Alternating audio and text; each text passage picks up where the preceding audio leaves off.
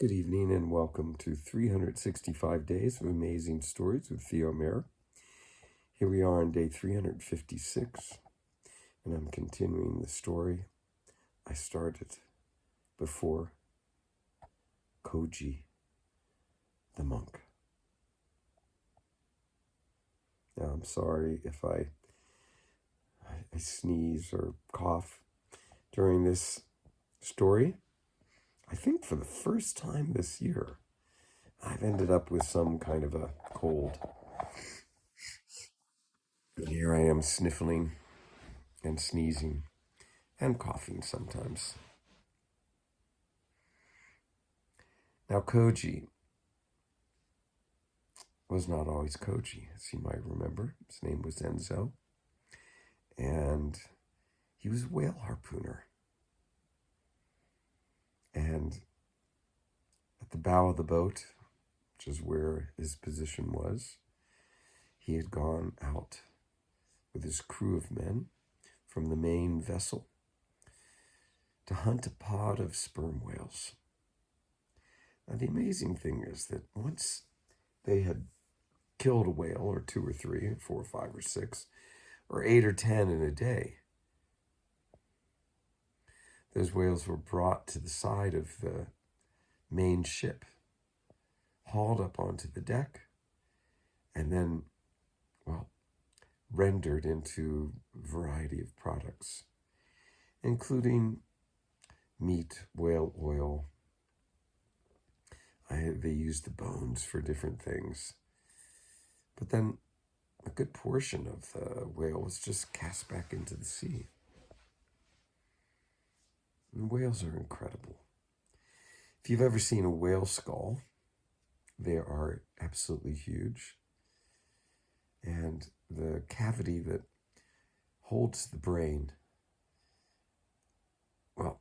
it's far larger than the cavity that holds ours. There are many myths about whales. In the Polynesian culture, a human spirit travels through the universe in a body of light, almost like stars. This is the body of a whale. And this is how a soul gets to the earth. Interestingly, I used to have this dream of whales traveling through space in these star-like bodies. And it was a repetitious dream. I had it many times. And finally, I was telling this dream to a friend who was a storyteller. And he stopped me and he said, Theo, this is the Polynesian creation myth. Interesting. Such graceful and powerful creatures. In Monterey Bay, I've seen many whales. I think the most spectacular have been the humpback whales. One time, I took my sailboat out with two people that were visiting, and we sailed off in the direction of Moss Landing from Monterey Harbor. Got about halfway there, where it was known that there was a pod of humpback whales, and they were feeding on either fish or krill. They were close to the Submarine Canyon, and if you know Monterey Bay at all, there's a very, very deep submarine canyon that is, it's offshore from Moss Landing. Water gets very deep very quickly, and there's a great amount of life that is down in those depths.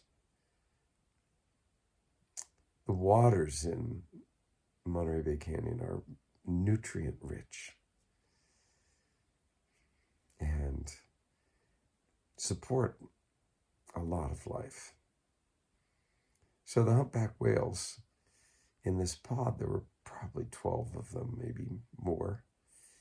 They create a circle and they begin to blow bubbles in this circle. And as they do, the bubbles basically act as a net. And the small creature that is inside the net then becomes somewhat captured. And the whales come up through the bubble net, mouths open as they approach the surface, and scoop in a huge mouthful of these creatures. Now, humpback whales have baleen. It's this structure that it's very stiff, kind of hard, can be quite thick, hair-like at the ends, and it allows those whales to filter out whatever critter they've gotten into their mouth. They blow the water out through this strainer that is made up of baleen, and the critter that is in the water stays in their mouths. Blue whales, fin whales, humpback whales all have this type of mouth. They don't have teeth. They have baleen. Sperm whales, which feed on very different things, have teeth. Sperm whales, this day, Enzo was after. And as you might remember, he fired his first harpoon into the one whale that was, trailing furthest behind. Now, the boatman continued forward after the other two whales. And the one that was now furthest back was, within the sights of Enzo. He aimed and fired, again a direct hit.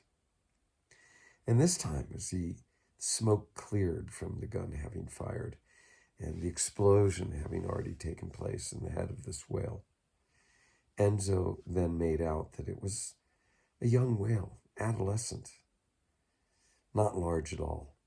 In fact, it might not meet the required size that a whale needed to be in order for it to be rendered. And if it wasn't, then the only thing to do was to let it go. But what does letting it go mean? It had already been shot, it had been killed. Letting it go meant just letting it sink to the bottom of the ocean or float on the surface until it rotted away. Not a very happy ending. Not a very happy ending no matter what. The boatmen, they continued toward the last whale. But then a very interesting thing happened. Now, Enzo had never had a problem killing these whales. He'd never had a problem when he got back on the boat, walking away from the dead animals and leaving all his fellow crewmen, whose job it was to carve up the whales to do their work. He would leave them, go get something to eat, lay down in his bunk, sleep.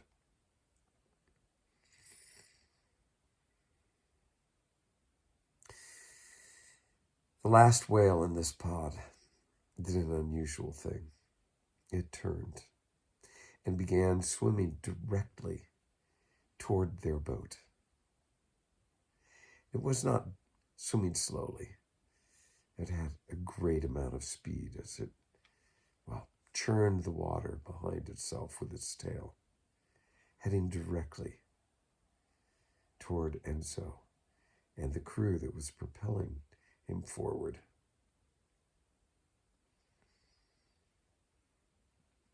The harpoon gun had already been reloaded. The harpoon was in the gun, and Enzo was standing at the bow. And as this whale came rushing toward them, he heard loud and clear this whale speak to him. And it said to him, "Do not kill. Do not kill. Never kill again."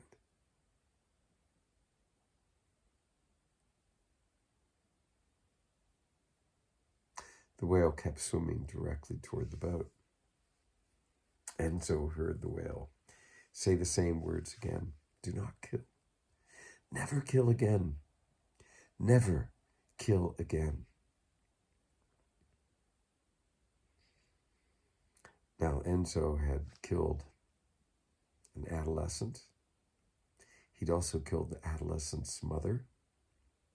And now, the adolescent's father, a great bull whale, was swimming directly toward their boat, calling out to Enzo to never kill again.